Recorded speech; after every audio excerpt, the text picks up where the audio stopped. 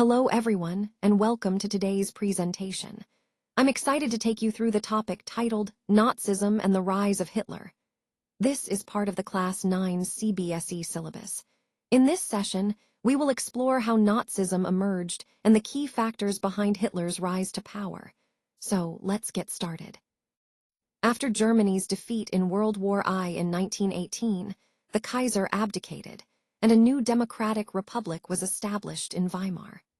This was a pivotal moment because it marked the end of imperial rule and the beginning of a democratic government, but it also brought many challenges. The Treaty of Versailles in 1919 imposed very harsh terms on Germany. They lost colonies and about 13% of their territory, which was a significant blow. They also lost 75% of their iron resources and 26% of their coal, which weakened their economy and industrial strength. One of the most humiliating parts was the war guilt clause, which forced Germany to accept full responsibility for the war and pay a hefty reparations of £6 billion. Additionally, the Allied forces occupied the Rhineland, which was a key region near Germany's borders. All these conditions led many Germans to blame the Weimar Republic for their national humiliation. This widespread dissatisfaction created fertile ground for extremist movements. This context is crucial because it set the stage for the rise of Nazism and Hitler. The economic hardship and national shame fueled resentment, and Hitler exploited these feelings to gain support. Understanding this background helps us see how these events interconnected and contributed to Germany's political upheaval. Let's take a closer look at the economic and political crisis faced by Germany during this period. In 1923, we saw hyperinflation, where the German mark essentially collapsed. Imagine needing cartloads of notes just to buy bread. That's how severe the inflation was. Then, in 1929, the Great Depression hit, starting with the U.S. stock market crash, but its effects rippled across the world, including Germany. The German economy suffered immensely. Around 6 million people were unemployed, many industries shut down, and farmers or peasants were left ruined. Now, all this economic chaos was happening alongside political instability.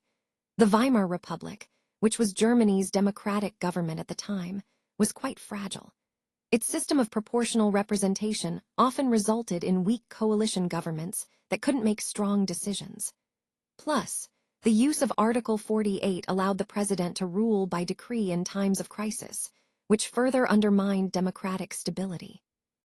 This unstable environment created fertile ground for extremist ideas to take hold. We see the rise of Nazism and Adolf Hitler's emergence as a leader promising to restore Germany's strength. The combination of economic despair and political chaos really set the stage for the drastic changes that were to come. Today, I'll be talking about Hitler's rise to power, which is a crucial part of understanding how Nazism took hold in Germany. Hitler was born in Austria in 1889, and he joined the German Workers' Party in 1919. Later, this party was renamed the Nazi Party, which became the vehicle for his political ambitions. Hitler and the Nazis made some bold promises to the German people. They vowed to undo the harsh terms of the Versailles Treaty, which many Germans felt was humiliating and unfair. They also promised to restore national pride, create jobs, and secure a bright future for the youth. One of their most effective tools was propaganda. They used rallies, symbols like the swastika, the Nazi salute, and fiery speeches to rally support. These tactics helped project Hitler as a messianic figure, almost a savior for Germany in its time of crisis. By 1932, the Nazi Party had grown tremendously. In fact, they became the largest party in the Reichstag, winning about 37% of the votes. This was a significant step in their rise, showing the extent of public support for their message and leadership. All of this set the stage for Hitler's eventual rise to absolute power, demonstrating how propaganda, promises to restore national pride, and political strategy combined to make him a dominant force in Germany.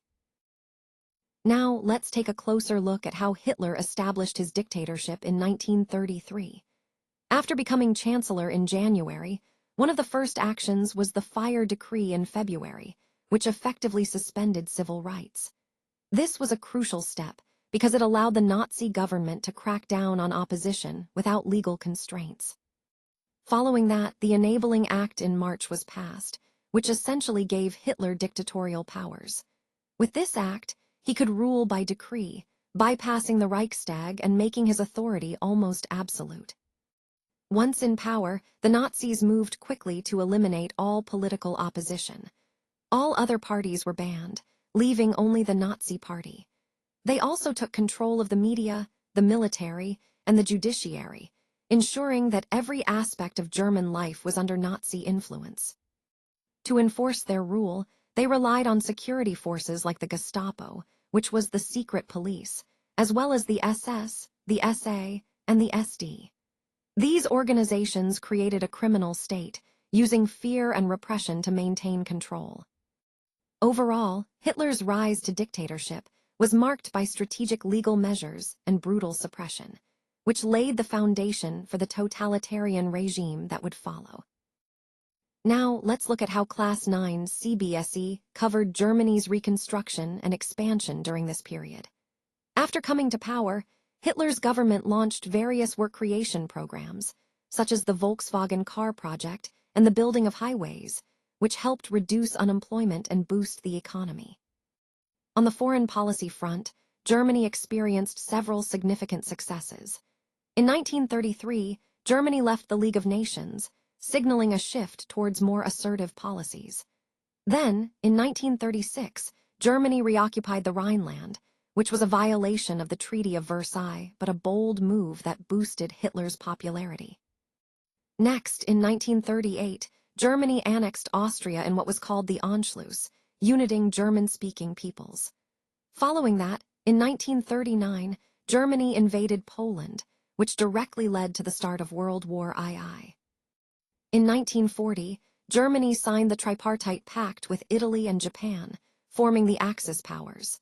However, a major turning point came in 1941, with the defeat at Stalingrad, which marked the beginning of the decline of German advances in the war. Finally, the war ended in 1945 with Germany's defeat, bringing an end to Hitler's ambitions. Throughout this period, we see how Hitler's aggressive foreign policies and military expansion played crucial roles in shaping the course of history. This all ties into the larger theme of how Nazism rose to power and led Europe into a devastating war. On this slide, we see a summary of Nazi ideology as it was taught in Class 9 CBSE. The core idea was based on a racial hierarchy, where the Aryans, often depicted as blonde, blue-eyed Germans, were considered the top race. At the bottom of this hierarchy were the Jews, who were labeled as the anti-race. This classification was rooted in distorted ideas about race and used to justify discrimination and violence. The Nazis also drew heavily from ideas like Darwin's natural selection and Spencer's survival of the fittest, but unfortunately, they misapplied these concepts to justify their racial policies. One of their key ambitions was the concept of Lebensraum, or living space, meaning they sought to expand eastward to acquire more land for food and settlement.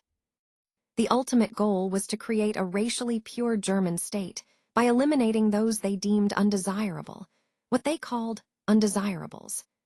This ideology fueled the aggressive policies that led to widespread persecution and violence. This slide also touches on how these ideas contributed to the rise of Hitler and Nazism, shaping the policies that would eventually lead to World War II. It's important to understand these concepts because they reveal how dangerous, distorted ideologies can become when combined with political power. Now, let's look at the conclusion of Nazi Germany. Germany surrendered in May 1945, marking the end of World War II in Europe.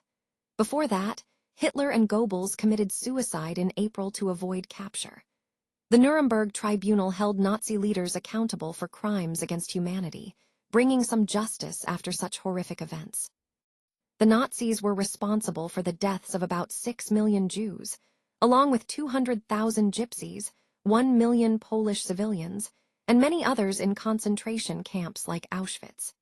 These numbers remind us of the devastating human cost of their ideology. Moving to the key takeaways for our exams, we see how the Treaty of Versailles humiliated Germany after World War I, which created the perfect environment for Hitler's rise. Economic crises like hyperinflation and the Depression weakened democratic institutions, making it easier for extremists to gain support. Nazi propaganda, combined with Hitler's charismatic leadership, helped him rally mass support. Once in power in 1933, Hitler established a dictatorship and suppressed opposition. Nazi ideology centered around ideas of racial superiority, Lebensraum or living space, and the elimination of minorities. All these elements together explain how Hitler and the Nazis rose to power and the horrific impact they had on history. Now, let's talk about how we provide academic tutorial services across a wide range of educational levels. We cater to primary classes all the way up to senior secondary students, specifically focusing on CBSE board and other relevant Indian examination boards. Our support is flexible and accessible through both offline and online modes, making learning convenient and adaptable to different needs. With ClassCloud, we aim to elevate your learning journey, offering a seamless and engaging educational experience. Whether you're preparing for board exams or seeking additional help, our services are designed to make learning more effective and enjoyable. This comprehensive approach ensures that students receive the guidance they need at every stage of their academic path, helping them build confidence and achieve their goals. So, no matter where you are or what mode of learning suits you best, we're here to support your educational success.